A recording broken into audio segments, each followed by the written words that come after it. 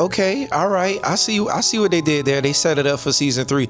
Hey man, leave a like, leave a comment, follow your boy. Let's get right into it, man. I finally got done watching Monarch season 2, episode number 10, the season finale. I'm not gonna lie, this was a pretty action-packed freaking finale. You guys already know what we like to do here, man. We like to go through all the best moments, starting with moment number 4. Hands down, gotta go to, yo, they done teased us freaking Rodan. Okay, now it's kind of confusing because I know the timeline, like this whole show is like based in, I think, 2017. So I know that's like 2 years before Godzilla King of Monsters, right? So it wasn't like Rodan was like dormant, I guess, during that show. So I'm guessing some events done had that happen, you know what I'm saying, for him to be, dormant, because at the end of this episode, we see freaking Lee talking to some dudes in the jungle, whatever. They pulled up and you see freaking Rodan on top of like a freaking volcano. So I'm like, okay, what does that even mean? And then Kentaro and Isabella, apparently they was looking for Rodan as well too, I'm guessing. So it's quite interesting to see. Like, I know that we haven't gotten a season 3 approval, but I know it took them maybe like a couple months for them to approve season 2 after the events of season 1. So I'm very interested. Like, I can't wait. I like the fact that we're seeing more of the classic kaijus showing up in this show. Moment number 3, hands down, gotta go to your boy Kentaro. He is still being hard-headed and he is still working with Isabella. Your boy is on the dark side. Okay, now again, Cate, I'm not even gonna lie, bro, that was some fantastic acting from Cate, because Cate is like begging and pleading with him like, yo, listen, Isabella is funking your head up. Don't believe all the shenanigans she is talking about, okay? We cannot bring back our dad from the dead. Yo, Kentaro, he don't want to hear none of that. He's like, man, look, it ain't her idea, it's my idea, okay? Our dad was in Axis Mundi, all right, for those couple years. And she's like, why he ain't tell me? He's like, because he don't love you. I'm playing. But again, we already know they trying to go slide in Axis Mundi. They gonna try to do some whole time space continuing freaking manipulation that they got going on. And he's like, man, look, okay, dad is dead here, but there's a different version of our dad somewhere else. And I love how the show is kind of setting that up, because we previously, and at the end of this episode, we saw freaking old Shaw looking at freaking his younger version up there in Axis Mundi. So it could be done. I'm assuming it could be done. And I love the line that when Cate was pleading with Kentaro when he was waiting to get on the chopper with Isabella, and she's like, yo, like, it's impossible. And he's like, man, look, it was impossible until we was able to get you up out of there. I love that line. Kentaro is a man on a mission. He done switched to the dark side, but that's okay. And I ain't gonna lie, Isabella, hey, she kind of cool at times, because he remember when the Monarch soldier found him and he's like, yo, you Kentaro, right? He's like, yeah, hey, he works for Monarch, he's good. And she done karate chopped him in the throat and then kicked him.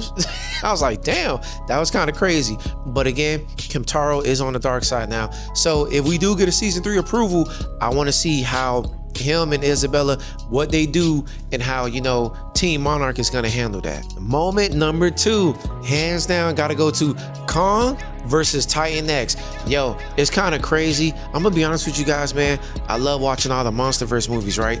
But I get pissed off because I feel like so much screen time is dedicated to Kong. So the fact that we got Kong and Titan X, and literally like they fought for like a good, I want to say like 10 freaking minutes, but yet what, 2 episodes ago Godzilla and Titan X only fought for, it felt like just 1 minute.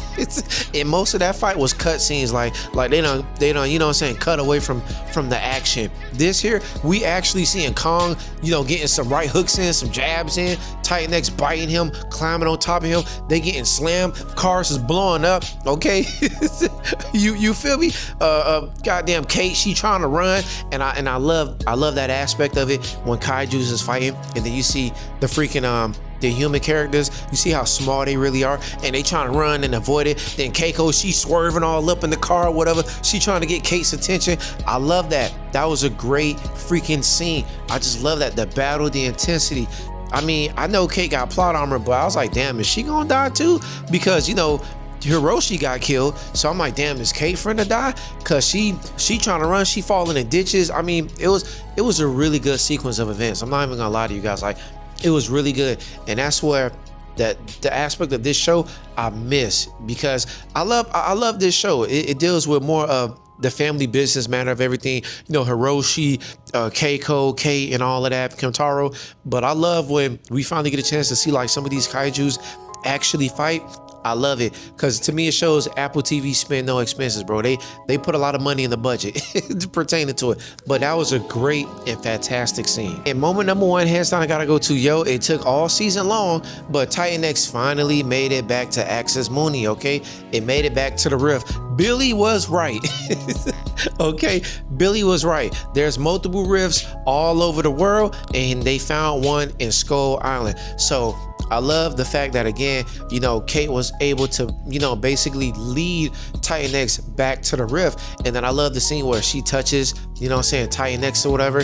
And, you know, they kind of like communicating telepathically or whatever, however they're communicating. And I love that moment. And I love how it kind of sets up potentially for season 3, how Titans can communicate. Because another example of that is freaking Kong and Titan X. How Kong was putting the hands on Titan X, but when Titan X was able to get his egg back, and Kong realizes that, because again, he is pretty smart, he realizes that, and all he did, he kind of like, you know, he stepped back, and Titan X, you know, dipped up out of there. So I do love that. Like like they lay down some breadcrumbs on that. And then how I previously stated, I love when Titan X went back into Axis Mundi, and then you see a younger version of Shaw, which Keiko was finally face to face with, and that was a very, very, and I mean very touching moment. You feel me? But again, you know, overall, I just love how they was kind of setting up, like how Cate is kind of different. Again, I don't know how she developed that ability, you know, to communicate with the Titans. Hopefully they elaborate more on that in the next season if we get a renewal. But I really want them to explore that. Like, what makes her so special that she can actually communicate, she can understand the Titans? Is she half Titan? Am I missing something? I don't know.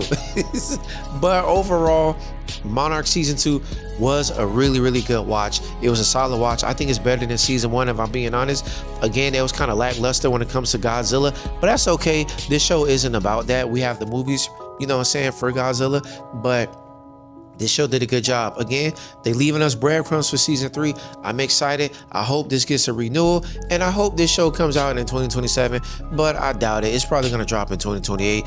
I mean, damn, 8-10 episodes, and they be taking like 2.5 years to drop. It's crazy. But again, thank you guys for watching. You guys let me know what was you guys' like best moment pertaining to this show. But as always, I'm out.